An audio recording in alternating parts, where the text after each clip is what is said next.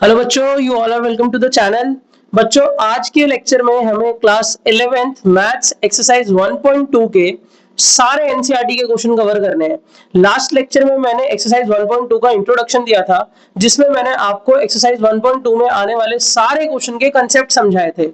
तो जिसको वो कंसेप्ट समझने हैं तो पहले वो कंसेप्ट समझ लो और फिर एक्सरसाइज वाली वीडियो देखो, ताकि आपको एक्सरसाइज में मैं जितने भी क्वेश्चंस कराऊं वो सारे क्वेश्चंस क्लियर हो। क्योंकि बच्चों, मैं हमेशा कहता हूं, एक साइंस स्ट्रीम, एक 11th क्लास, एक कॉमर्स स्ट्रीम के बच्चे के लिए बच्चे प्रैक्टिस तब जब कंसेप्ट क्लियर हो। अगर कंसेप्ट नहीं पढ़ा तो प्रैक्टिस करने की कोई जरूरत नहीं है, कोई फायदा नहीं होगा उस प्रैक्टिस का।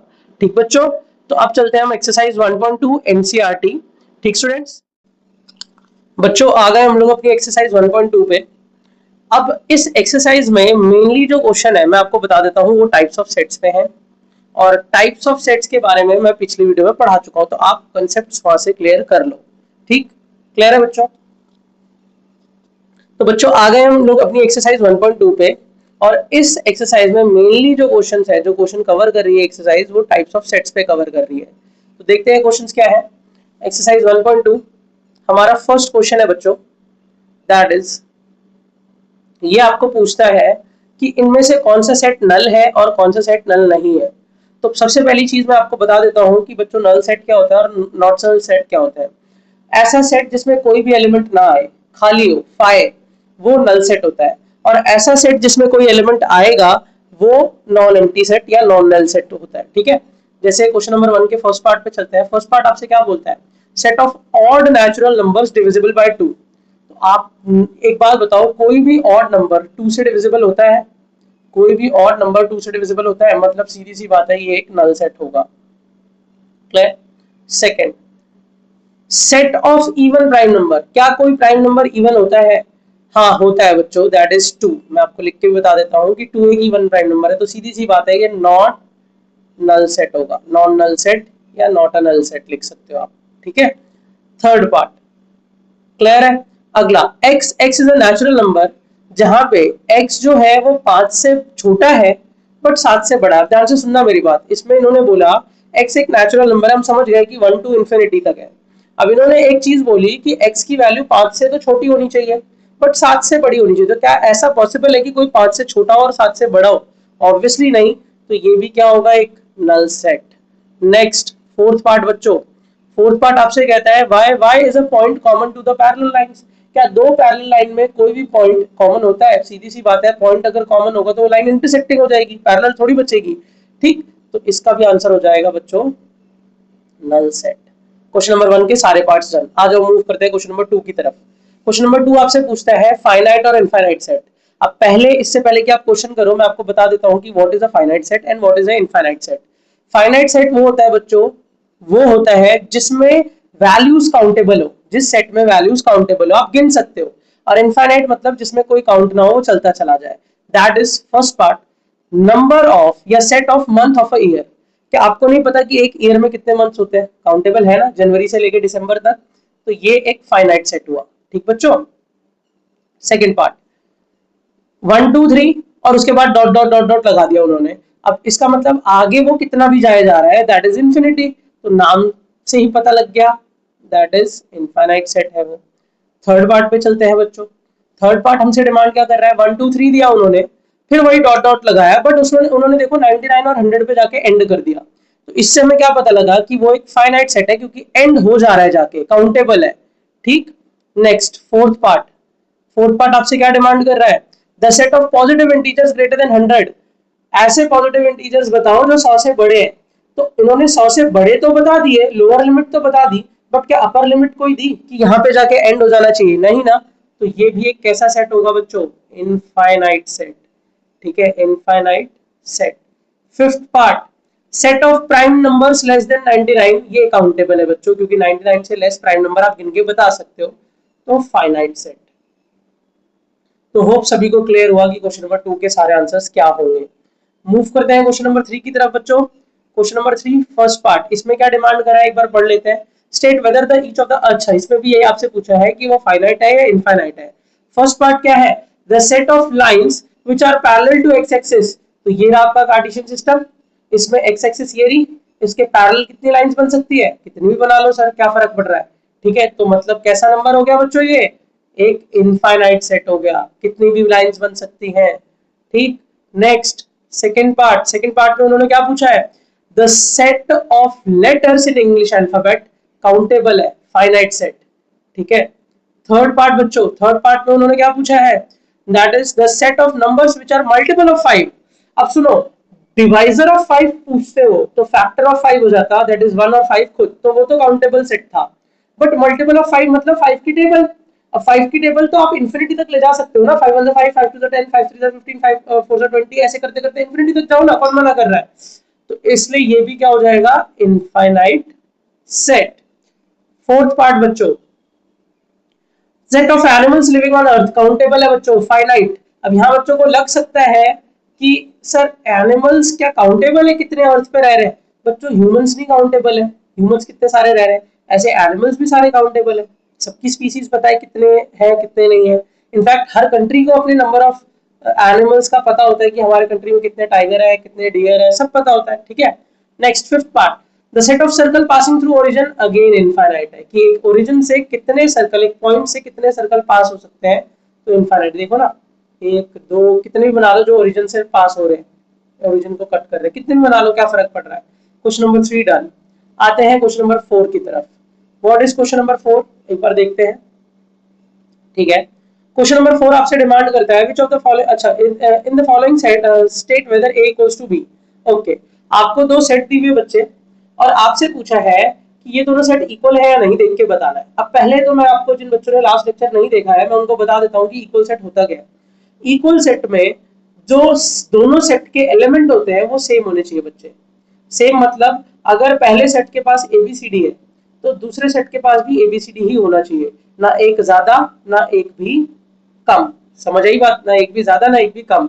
हाँ, ऑर्डर इधर उधर हो सकता है, मतलब अगर पहले सेट के पास एबीसीडी है और दूसरे सेट के पास बीसीडीए है तो भी वो क्या माना जाएगा, इक्वल सेट माना जाएगा। तो आप समझ गए इक्वल सेट क्या है। एक्सरसाइज पे चलते हैं, क्वेश्चन पे।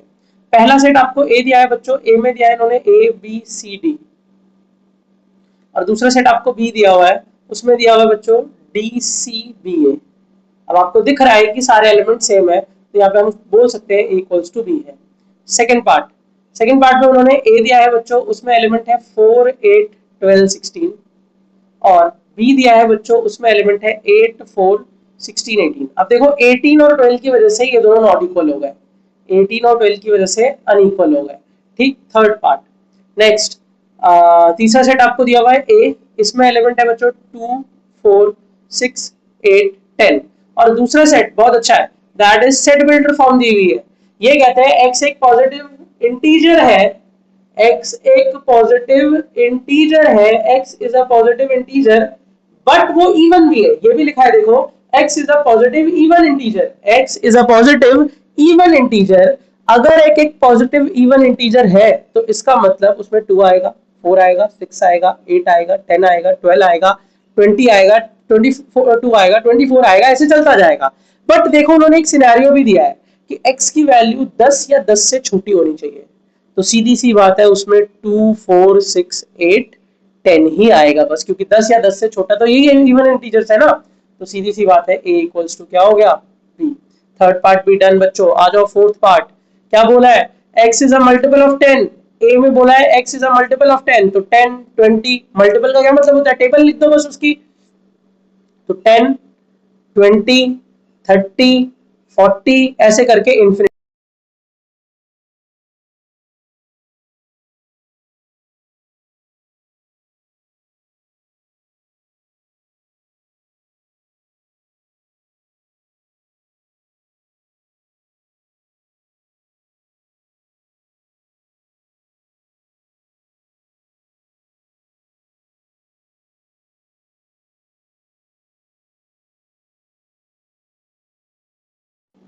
ठीक है, करेक्ट हो गया। ठीक है, क्वेश्चन नंबर 4 भी हमारा डन बच्चों। नेक्स्ट क्वेश्चन नंबर 5 की तरफ चलते हैं हम। हमारा क्वेश्चन नंबर 5 हमसे क्या डिमांड कर रहा है, क्वेश्चन नंबर 5 हमसे कह रहा है again following pair of set equal है या नहीं, देखते हैं। तो सबसे पहले आपको ए दिया हुआ है जिसमें है आपका 2 3, और बी में आपको, ये फर्स्ट पार्ट है 5 का, बी में आपको एक इक्वेशन दी हुई है उसका आपको सेट बनाना है और बताना है वो ऊपर वाले के इक्वल आ रहा है कि नहीं। तो इक्वेशन है x square plus 5x plus 6, यही है ना। अब बच्चों इसका मिडिल टर्म स्प्लिट करेंगे हम, तो हो जाएगा x square plus 2x plus 3x plus 6 होगा। देखो फिर x कॉमन लोगे तो x प्लस 2 प्लस 3 कॉमन लोगे तो x प्लस 2। तो इसका मतलब आ गया दो फैक्टर्स आ गए x प्लस 2 और x प्लस 3। अब अगर दो factors x plus 2 x plus 3 आ गए तो x की वैल्यू -2 और -3 आएगी। तो इसका मतलब जो बी सेट है बच्चों वो है -2 और -3। अब खुद ही बता दो क्या a और b इक्वल है? ऑब्वियसली नहीं, a is not equals to b। Second part पे चलते हैं बच्चों। सेकंड पार्ट हमसे क्या डिमांड करता है? ये कहता है कि a सेट में फॉलो जो वर्ड है उसके लेटर्स हैं, तो F O L W। क्यों? क्योंकि बताया गया है कि लेटर्स रिपीट नहीं करते सेट में, कोई भी चीज रिपीट नहीं करती सेट में। और वुल्फ, अगला है वुल्फ, तो WOLF।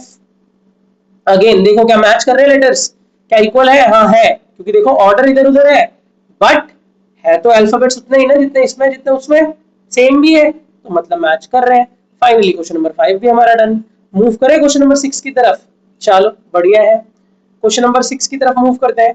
अब आपको ना कई सारे सेट्स दिए हुए बच्चे यहाँ पे, कई सारे, और उसमें से आपको ये बताना है कि कौन सा सेट का पेयर इक्वल है। तो मैं सारे सेट लिख दूं एक बार। ए आपका है बच्चों 2 4 8 12, ठीक है, ये ए था। बी आपका है बच्चों 1 2 3 4, तो ये दोनों तो आपस में इक्वल नहीं है। फिर सी आपका है बच्चों 4 8 12 14। अब ए और सी हो सकता था बट 14 की वजह से चला गया, 14 की वजह से वो इक्वल नहीं है। सी डी आपका है बच्चों 3 1 4 2। अब ये मुझे एक के इक्वल मिल गया, क्या? दैट इज बी के इक्वल। मैं लगे हाथ लिख भी देता हूँ, एरो बना देता हूँ, बाद में इन्हें लिखूंगा मैं, ठीक है। तो डी जो है वो बी के इक्वल मिल गया मुझे। उसके बाद बच्चों ई है आपका, ई है आपका -1, 1।